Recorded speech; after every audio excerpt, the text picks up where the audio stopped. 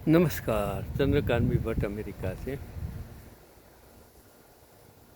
दुनिया आदि युग से शुरू हुई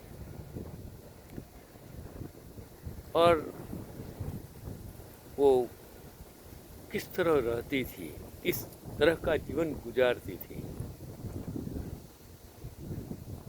न तो कपड़े की ज़रूरत थी, वो वनस्पति के पान के कपड़े पहनकर जीने वाली प्रजा उस टाइम थी।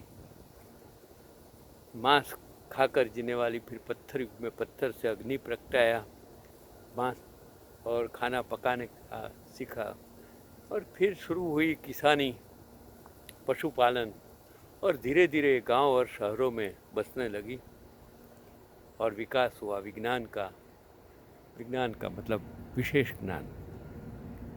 अभी 10 नवंबर को विश्व विज्ञान दिन, और वो विश्व विज्ञान दिन क्यों मनाया जाता है कि 10 नवंबर को दुनिया विज्ञान के माध्यम से शांति और विकास का दिन मनाती है।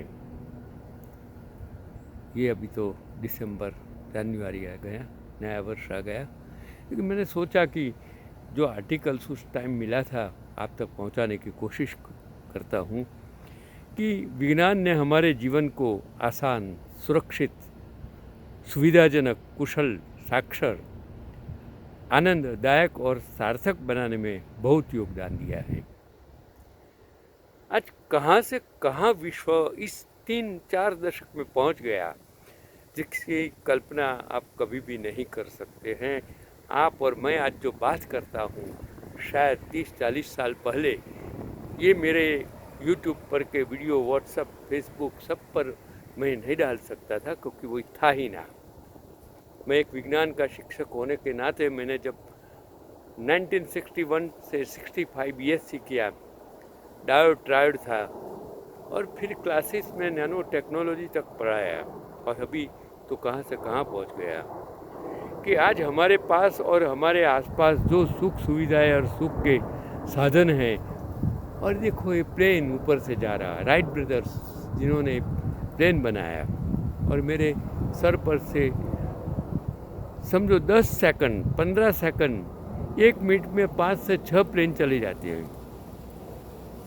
तो वो विज्ञान की देन है कि इसलिए यह विज्ञान और उन ऋषियों के प्रति सम्मान व्यक्त करने का दिन है जिन्होंने उसका लाभ हम तक पहुंचाया है। साथ ही यह विज्ञान की सच्ची समझ और वैज्ञानिक दृष्टिकोण विकसित करने और विज्ञान के विवेकपूर्ण उपयोग के प्रति प्रतिबद्धता दिखाने का दिन है, और विज्ञान क्या है यह समझना आवश्यक है। सरल भाषा में विज्ञान का अर्थ है विशेष ज्ञान, और विज्ञान वह ज्ञान है जो किसी वस्तु या घटना के विवरण के बारे में सही जानकारी देता है।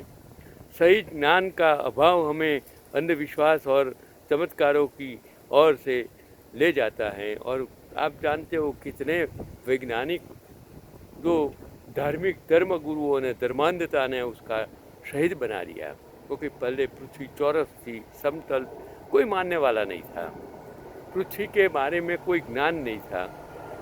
ये गैलीलियो, इन लोगों को कितनी तकलीफ हुई आप जानते हैं।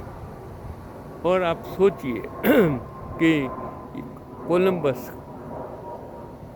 अमेरिका तक आ गया, उसको पता नहीं था, लेकिन धीरे धीरे ये हम अंधविश्वास और हमारे अंदर डर पैदा करता है और नुकसान भी पहुंचाता है, शोषण करता है। उदाहरण के लिए प्राकृतिक आपदा हो या महामारी की जानकारी के अभाव के कारण हमें लगा कि हम हमारे पापों की सजा हैं या प्रकृति का प्रकोप है, और हम इसे नज़रअंदाज या आत्मसात करते रहे।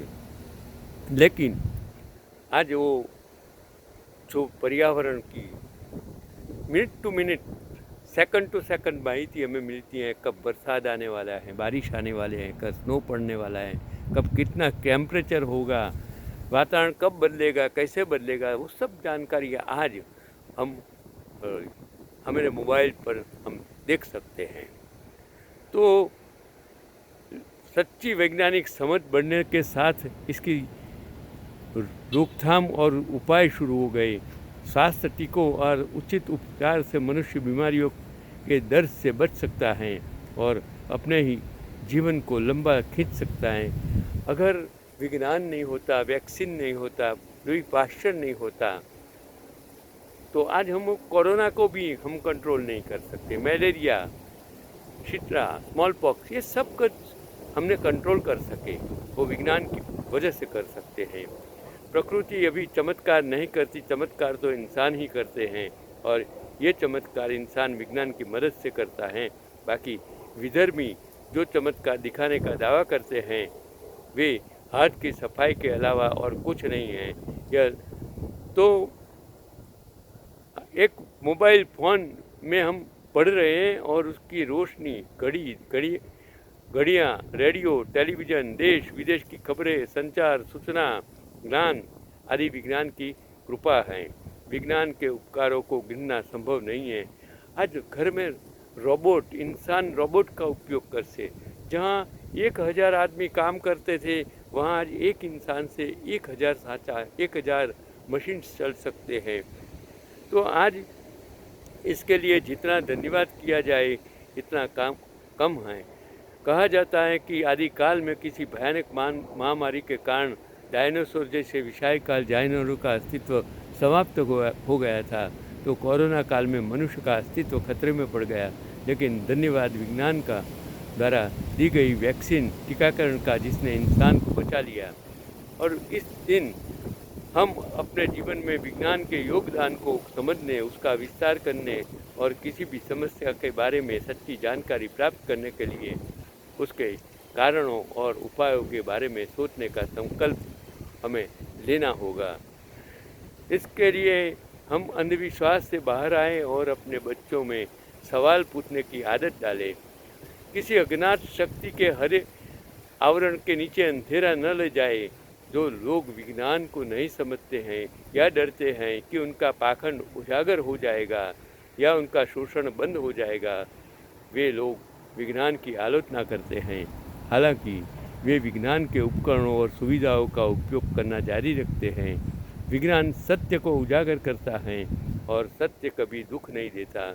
मानव जाति के उज्जवल भविष्य के लिए विज्ञान के पास कई वरदान हैं और हमें सीखना होगा और उन वरदानों का आनंद लेना होगा और विज्ञान का लाभ अधिक से अधिक लोगों तक पहुंचना है। हम चाहते हैं कि विज्ञान का महिमा मंडल हो और अंधविश्वास का नाश हो। वो जो जगदीश बारोट और हमारे रमेश भाई सवाणी ने जो आर्टिकल्स लिखा था वो मैंने आपके सामने रखने की कोशिश की है कि विज्ञान अंधश्रद्धा को दूर करने, अंधविश्वास को दूर करने के लिए खूब उपयोगी है। और आज सोशल मीडिया का दुरुपयोग इतना हो रहा है। देखो, ये तो उस ज़माने में मुग़ल भी आए, राज भी किया, आज मुग़ल के वंशजों बस गए, अंग्रेज भी आए, अंग्रेज चले गए। फिर वो उत्तर प्रदेश में और वो संसद में बैठे महागुरु क्या कर रहे हैं? हर रोज़ खुदाई करते हैं, अंदर से वो टूटे हुए जो देवी देवताओं के जो पत्थर की मूर्तियों निकाल रहे हैं और वहाँ भगवान का वास साबित करने में लग गए हैं। यही विज्ञान के ज़माने में ये हम क्या कर रहे हैं? मैं टीवी मीडिया में देखता हूँ जो डिबेट होती है, मुझे शर्म आती है कि ये योगी भोगी जोगी ये लोग देश को किस तरह, किस दिशा में ले जा रहे हैं। तो हमें समझना होगा कि वैज्ञानिक दृष्टिकोण के आगे समर्पण करने में क्या बुराई है। यह हमारा दुर्भाग्य है कि हम विज्ञान की अपेक्षा धार्मिक विषयों को अधिक महत्व देते हैं। इसके पीछे एक मुख्य कारण यह है कि हम यह मानने को मजबूर हो जाते हैं कि हमारा भाग्य हम नहीं बल्कि भगवान तय करते हैं। कर्ता भगवान हैं। ईश्वर की इच्छा के बिना एक पत्ते का भी अस्तित्व नहीं है। अगर भगवान की कृपा होगी तो हम अमीर हो जाएंगे और अगर भगवान नाराज़ हो गए तो हम बर्बाद हो जाएंगे। हमारी मृत्यु भी भगवान के हाथ में है और हमारे पाप पुण्य का लेखा जोखा भी उसी के हाथ में है। तो इसकी पूजा करें। यदि हम दान करेंगे, व्रत यात्रा करेंगे तो हमें स्वर्ग मिलेगा और यदि नहीं करेंगे तो नरक मिलेगा। खैर, यह लेन देन का व्यापार है, भेदभाव था, लेकिन हम जल्दी समझ नहीं पाएंगे क्योंकि ये संस्कार हमारे अंदर सदियों से डाले गए हैं। इन संस्कारों ने अनेक अंधविश्वास, भय, रीति रिवाज, विधर्म और शोषण को जन्म दिया है, जिसका दुष्ट चक्र ही हमारी दुर्गति का मूल कारण है। हमारे कई संत महात्मा सदियों से हमें इस बारे में समझाने और सावधान करने का प्रयास करते हैं। वस्तुतः हम यह नहीं समझ पाए हैं कि सच्चा धर्म अथवा ईश्वर क्या है, इसलिए हम विधर्मियों के जाल में फंस गए हैं। दुनिया में जैसे आसाराम जैसे लोग के अंदर आप कितनी बच्चियाँ की जिंदगी बर्बाद हो गई, वो हम देख नहीं पाते हैं। विज्ञान के बारे में बात करना ये जरूरी है कि विज्ञान का अर्थ है किसी भी वस्तु या घटना के बारे में सच्चा ज्ञान और जानकारी। अगर कोई घटना घटती है तो उसके पीछे कुछ खास कारण होते हैं। यदि हम उन कारणों को जानने का प्रयास करें तो हमारा ज्ञान या भय दूर हो जाएगा और हमें सच्चाई बताएं। यदि हानिकारक धातु हो तो उसका उपाय बताना चाहिए। जब कोई चमत्कार होता है जो हमें समझ नहीं आता तो हम उसे चमत्कार मान लेते हैं, और अगर हमें यह समझ नहीं आता कि ऐसा चमत्कार क्यों या किसने किया तो हम यह मान लेते हैं कि यह ईश्वर ने किया या यह ईश्वर की लीला, और ऐसी घटना को हमारे पाप, कर्म या भाग्य का परिणाम या दंड बताया जाता है। तब हमें उस चमत्कारिक उपाय के लिए धर्म के सौदागरों के सामने समर्पण करना होगा। उनके पैर धोकर पीने से हमारे पाप या अपराध धुल जाते हैं, दुख और पीड़ा से छुटकारा मिलता है। फिर वो लोग हमारा शोषण करते हैं। एक पुत्री एक साधु के आश्रम में पढ़ रही थी। वह बीमार पड़ गई तो उस ठग साधु ने कहा कि लड़की के ऊपर भूत का साया है, जिसकी रस्म के लिए रात ने अपनी झोपड़ी में बुलाया और उसकी चुटकी काट ली। और रोजाना इतनी घटनाएं होती रहती हैं कि विज्ञान ऐसे पाखंडों और पुस्तिकाओं का विरोधी है। इसलिए धर्म के व्यापारी विज्ञान की समझ के विकास के खिलाफ हैं। तो वे कहते फिरते हैं कि विज्ञान ने डर सत्यानाश किया है। अरे बाप जी, आप कार में चलते हैं, हवाई जहाज़ में उड़ते हैं, माइक्रोफोन से बात करते हैं, मोबाइल पर भक्तों से बात करते हैं, इसी का उपयोग करते हैं। आप हॉल में व्याख्यान देते हैं, टीवी पर आपके व्याख्यान सुनने वाले भक्त सभी विज्ञान का आशीर्वाद हैं। यदि आप स्वयं को ईश्वर या ब्रह्म स्वरूप कहते हैं तो इनमें से एक भी चमत्कार कर सकते हैं क्या? जो खाता है उसे खोद कर खाने वाला गुनहगार नहीं कहलाता। विज्ञान का विरोध करने का कारण यह डर है कि विज्ञान उनके पाखंडों को उजागर कर देगा और उनकी दुकानें बंद कर देगा। यूरोप और अमेरिका सुख और समृद्धि की राह पर हैं।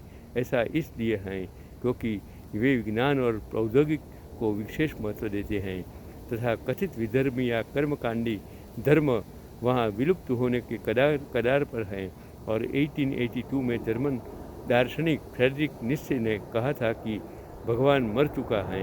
फिर भी हम यूरोपीय और अमेरिकी फैशन, जीवन शैली और खान पान को अपनाते हैं, तो वैज्ञानिक सोच अपनाने में क्या बुराई है?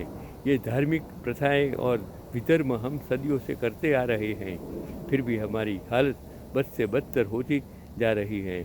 अधर्म, अत्याचार, अन्याय, भ्रष्टाचार, मिलावट, बलात्कार, धोखाधड़ी बढ़ रही है। इसे कोई बाबा, बापू, प्रकट ब्रह्मस्वरूप और संसद में बैठे महात्मा जो गुरु वो रोक नहीं सकता।